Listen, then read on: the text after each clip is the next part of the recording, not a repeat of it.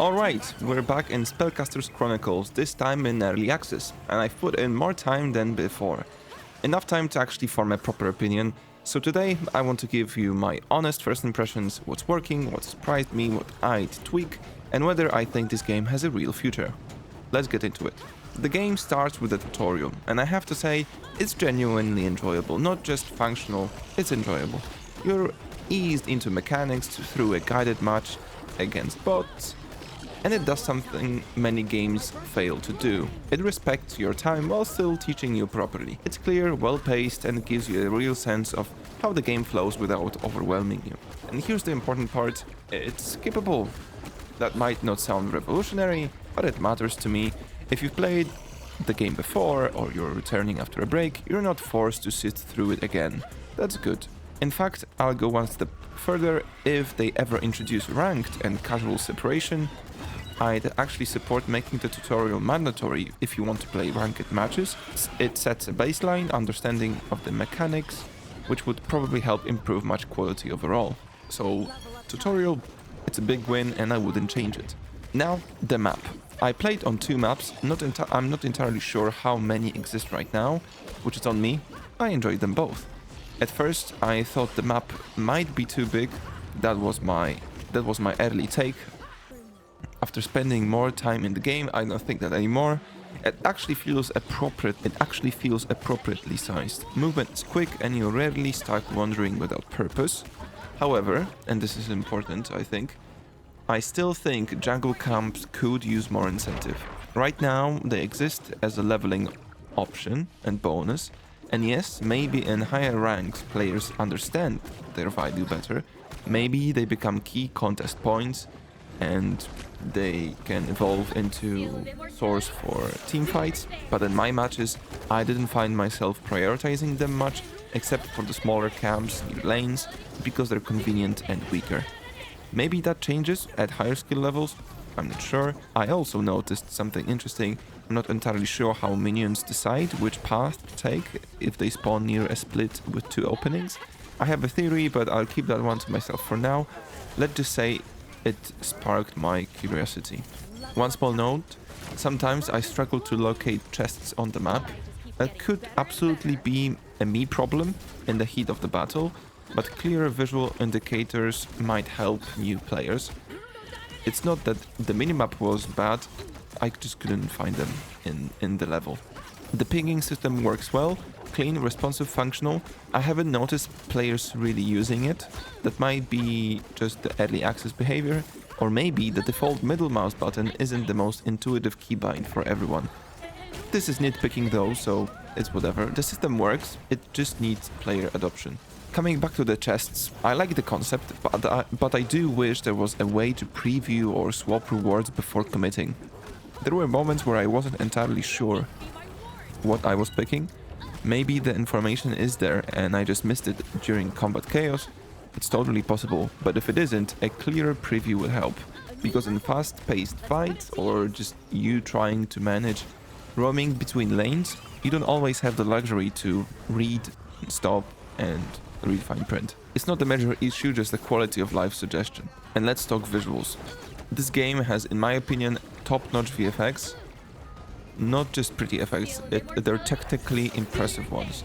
The spells feel impactful, they pop, they have weight, the colors are bold, saturated, and unapologetically magical.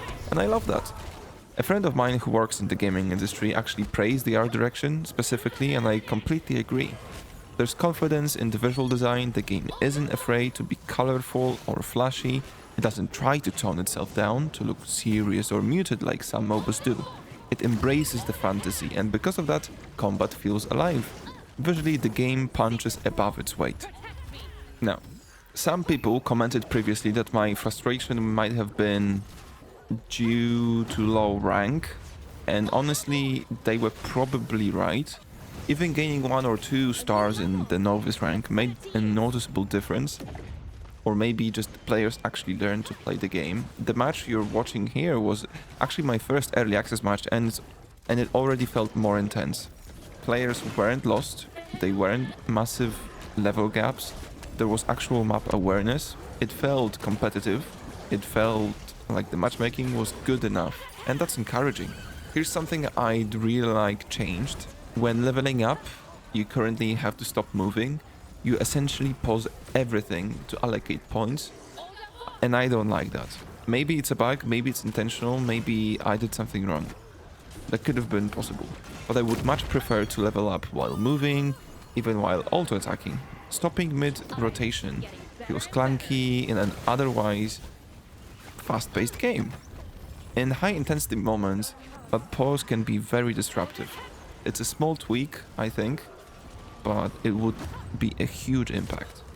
Deck building is still one of my favorite aspects of the game. The concept is just fantastic. I will defend it until my final breath. Finding synergies is incredible. Experimenting with unit combinations is so satisfying. And adapting your playstyle through deck composition, yes please. However, I wish players were given slightly more starting currency, or perhaps earn a bit more per match. I understand balancing the economy is complex. I'm sure the design team has run the numbers repeatedly, but some of us, like me, don't have time to grind endlessly, and I'm just lazy a bit. Yes, you can buy currency. I'm not sure if you can buy the actual currency to buy cards or buy the summons, but you can buy the currency. There's nothing wrong with spending money on a game you enjoy. Skins are nice, supporting developers is fine, but I personally prefer systems that feel generous enough to keep casual players engaged without having to grind heavily. And the deck building itself, though, it's brilliant. It's a brilliant foundation. The big question will be balancing and meta development. A meta will form, it always does, even in smaller communities. So they'll need consistent balance patches and possibly new unit types over time to keep things fresh. And that will add up and add up and add up. Balancing this many heroes and units, I don't envy their job, honestly. And speaking of balance, there are still some things that need to be tweaked. For example, the Toxic Cloud spell, it still feels a bit too strong. Shaman feels better now after previous playtest feedback, so that's good, you're listening. But maintaining balance across heroes, spells, units, synergies is going to be a long-term challenge. And that said, early access is exactly the time to refine this. Now the gameplay flow. Matches are time limited, roughly 20 minutes or faster. And I love that. Attention spans are shrinking, players don't always want 45-minute slogs. The tighter pacing makes every decision matter more. I've also come to terms with something important. This game isn't trying to be a traditional MOBA. You're not going to get a massive 5v5, drawn-out teamfights like in other titles. And comparing it directly to those games isn't entirely fair. This game can be faster, it can be snappier, and it can be more focused. And honestly, it can be more rewarding because of it. The gameplay loop hasn't changed much, but my perception of it has. Now, will the players like it? That's a different story. Now, the characters and the roles. Mechanically, characters are solid, each role feels distinct, each hero has a unique playstyle. That part works definitely. Emotionally, I'm not invested in them.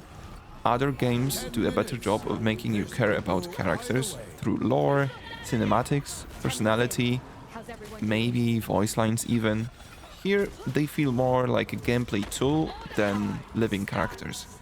That could be budget related, or maybe they're saving deeper storytelling for full release and marketing campaigns. If they expand on that, it could elevate the entire experience. And I played every role, and I've learned something important about myself. Damage dealer is definitely not for me. Maybe my mechanics aren't good enough, maybe my eyes can't process the chaos fast enough. But it was fun, eliminating enemies with giant palms, going invisible, reappearing next to someone. That power fantasy is real, and I'm really enjoying it, even if I'm not amazing at it.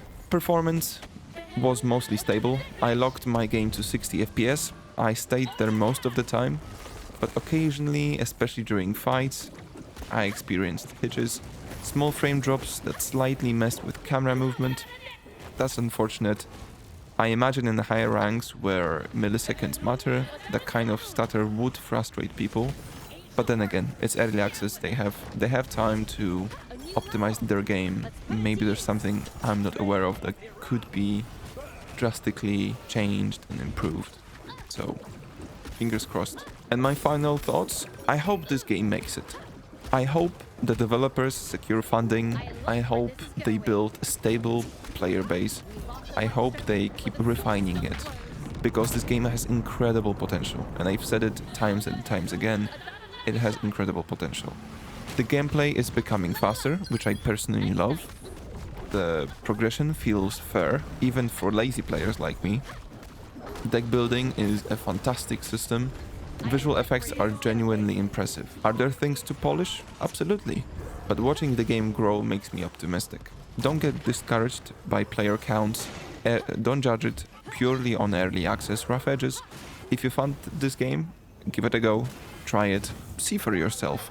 And if you've already played, let me know your thoughts. What would you change? What do you love? Because this is one of those projects that could quietly become something special, and I'd love to say we were here early. If you stayed this long, leave a like and subscribe for more videos like this. See ya!